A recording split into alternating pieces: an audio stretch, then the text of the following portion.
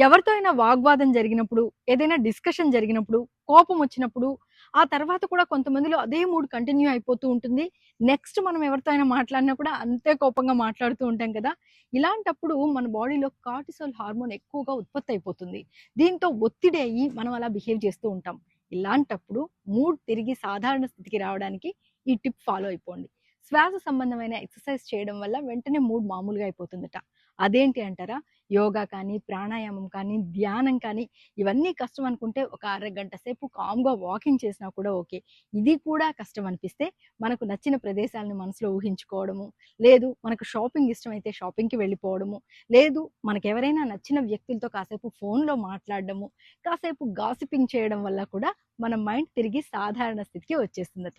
Try చేయండి. మర్చిపోయాను. Gossiping పాజిటివ్‌గా ఒక సినిమా గురించో, లేకపోతే కాస్త నచ్చిన వంటల గురించో